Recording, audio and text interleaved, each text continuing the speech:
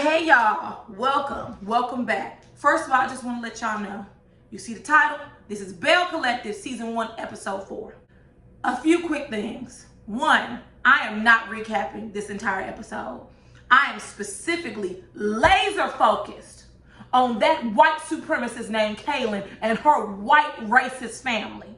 Okay? So if y'all want a full recap, y'all want to go step by step through the scene, this ain't the video for you. I am laser focused on a racist that's on my TV and playing in our goddamn faces. I don't have time for it. I am intolerant of racism, sexism, ageism, homophobia, transphobia, all that I'm intolerant of. We're in the year 2021. You are not going to convince me that Kaylon does not know about racism, especially since her family is the direct beneficiaries of systematic racism and oppression in America.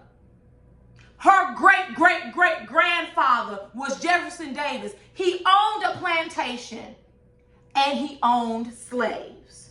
So every time Kaylon goes to swipe her card at Chanel or Louis Vuitton, that is blood money with my ancestors' blood poured all over it.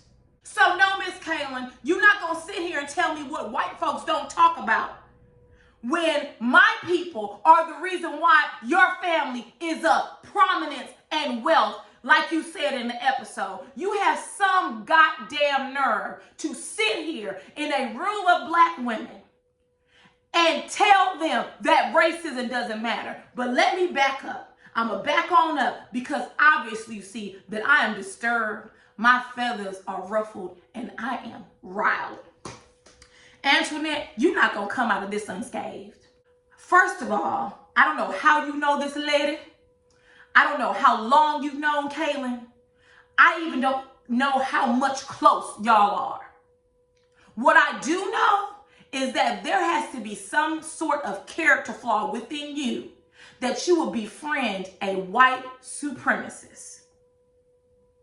This lady don't give a damn about your struggle as a black woman, as a black dentist. Okay? She doesn't give not one damn.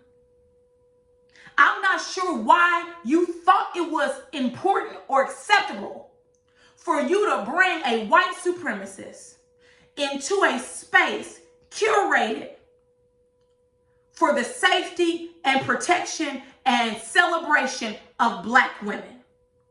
Kaylon should have been left at home. She is not an ally.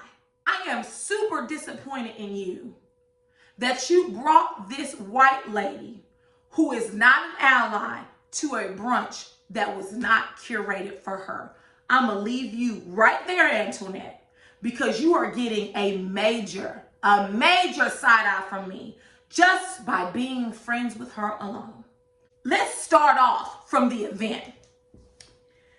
At the beginning of the event, Letitia wants them to say words of affirmations. And if my memory serves me correctly, they said something like, I'm a strong black woman. Right then and there, Kaylon the racist had an attitude, right? She didn't have to say she was a strong black woman. She could have said, I'm a strong white woman. Who cares? You're white. We all know that. It's not offensive. You didn't have to say it verbatim. She had an attitude then and said under her breath, well, I'm a white woman. No, you don't say.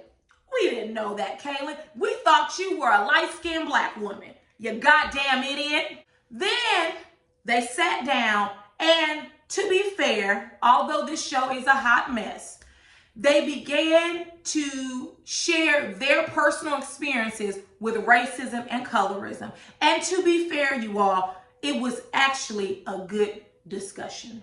Each person shared their experience with racism and colorism, and not one person attacked the other. They listened, they learned, they shared. That was an example of a healthy conversation or a healthy discourse about racism and colorism in America. I was actually very surprised that when Antoinette basically admitted to not that she didn't understand the idea of colorism, but that she believed that she has really never benefited from colorism because she's experienced so much racism, they didn't jump on her. They basically let her know, like, hey, you may have thought you didn't, but you probably did. And they went on to share their experiences as melanin-rich, darker-skinned women in Mississippi, in America. It was a very productive conversation. Here comes Kaylon. Something I want to acknowledge. White women, they weaponize their tears and utilize it as battle armor. What I mean by that is whenever they feel uncomfortable, whenever they feel challenged, whenever they want to hurt someone, whether it's physically or cause harm or bring ill repute to someone's reputation, they reduce themselves to a puddle of tears. The motivation behind that is so they can get their way, essentially. In this moment, Kaylon became upset for no goddamn reason. No one attacked her. No one called out her name. No one used any type of racial slurs. She was sheerly upset because as the great-great-great-granddaughter of a slave owner, the fire was getting hot under her behind. And she couldn't stay still any longer, so she jumped out and ran crying. This is where the cast went wrong. Kaylon came with Antoinette. Antoinette alone needs to get up and see about her. Not every black woman in the room. Because that's exactly what she wanted. Kaylon wanted the attention to turn to her. She wanted to distract from the important conversation occurring at the table, and she wanted to be all about her, Marsha. The next thing you know, 3 or 4 black women come running out because this white woman and her lily tears are acting a fool outside. Now, I took a few notes because I would hate to misquote somebody. Kaylon gets out there and she says, white people don't hate black people. I would beg to differ. She goes on to say that in the 1960s, it was attacking black people. Now it's attacking white people. Where is the happy medium? So in other words, it's okay for you and your white supremacist family to own slaves, to kidnap, pillage, subjugate, murder, and torture African people. Right? And it's okay for you all to financially benefit from it because, Kaylon, every time you swipe your card, that money is blood money. It has my ancestors' blood all on it. You want to know how deep slavery and how pervasive the effects of slavery is? Kaylon, right now, today, in her words, her family is of prominence today because of slavery. And you had the Caucasity to sit your behind on TV and say that white people don't talk about black people like that. Well, first, that's a lie. That's untrue, right? We know that that's false. But then second, Kaylon, I'll play your game. You say white people don't talk about black people like that. Okay, y'all don't have to. Do you know why? Because people like you and your racist white supremacist family have created barriers to entry. You created your great-great-great-grandfather, who y'all probably call an entrepreneur and a businessman, when really he owned enslaved Africans. He kidnapped, murdered, tortured, pillaged, and subjugated Africans. Him? People like your great-grandfather times 5, 6, 7. He and his other good old boys created barriers to entry that means me and my people have difficulties accessing education, housing, anything in economics, health. Ever heard of food deserts, Kaylon? Ever lived in a food desert, Kaylon? Ever heard of the school to prison pipeline, Kaylon? Ever heard that when you take Two people, one white, one black, they both have the same credit score and apply for housing or for a car, that their interest rate on the loan is higher than their white counterparts only because of the color of our skin. So no, Kaylon, you don't have to talk about black people like that, because your family has done the work to keep us away from y'all. Let's not even talk about redistricting, civil rights. Let's not even talk about gentrification. Y'all love to do that. You invade a black neighborhood and remove any type of cultural ties to us. Let's not even get on that, Kaylon. So when you say white people don't talk about us like that, no, they don't have to, because they've created the barrier so that they can stay the hell away from us. And to also keep us away from them. Can't even get a goddamn job because people like your great-great-great-granddaddy, who was a murderer, who was a kidnapper, who was a racist, laid the groundwork for our inequality and our oppression. How dare you, Kaylon? How dare you? Kaylon goes back into the event. And Antoinette, once again being the token black friend, opens up for Kaylon. Kaylon, she walked out because she was feeling a bit overwhelmed. And she felt like that, we were talking about her. So Kaylon, tell them how you feel. Don't nobody give a damn how Kaylon feel. Kaylon's people aren't the ones getting murdered in the streets by police. Kaylon's people aren't the ones who have to go to a school that is falling down as they try to learn, using out-of-date textbooks. They're not the ones that are suffering in a pandemic. No one gives a damn how Kaylon and her white supremacist family feels.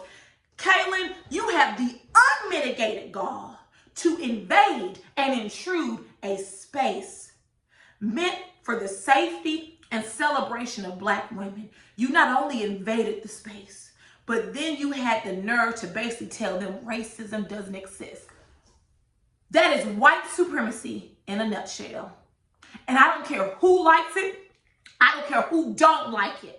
Kaylon is a white supremacist. Remember that conversation we had in college and grade school about overt versus covert racism? Well, Kaylon participates in covert racism. She likes her racism down low. She's not going to tell you to the face that you're the N-word.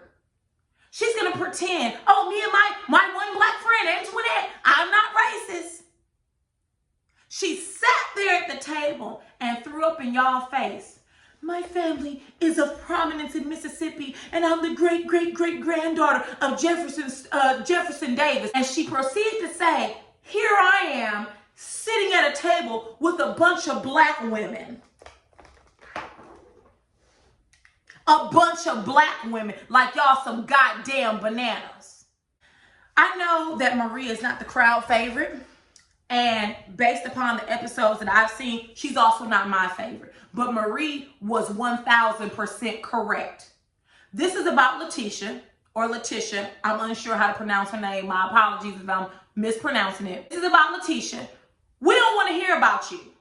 I don't see how you all as black women sat there and allowed this racist to gaslight you and make you feel bad about your experiences with racism. First of all, Letitia, you should have kicked her the hell out. She got to go. The entire time when Marie was talking, she was purposely jabbing Marie. She was purposely being provocative. She told that black woman she was a nobody. Let me tell y'all something right now. If I was in that room, I would have turned that event place inside out. I would have mopped the floor with Kaylon. There's only so much disrespect that one can tolerate. And I do not tolerate racism. You're not going to tell me that racism doesn't exist. You are very rude and disrespectful. And we're not going to say that Kaylon's delusional. She's not delusional. She knew exactly what she was saying. And you, Antoinette, I could slap fire out your mouth. How are you friends with someone like that? How are you friends with a person that blames, the media attacks white people? Really? You know what? I'd rather the media attack me than police officers hunt and kill me. Ever heard of Sandra Bland? Mike Brown? George Floyd? Breonna Taylor? Ever heard of them? Trayvon Martin? And the list goes on and on and on and on. And you want black people to shut up about it so you can spend your racist ass granddaddy's blood money down to the Chanel and Louis Vuitton.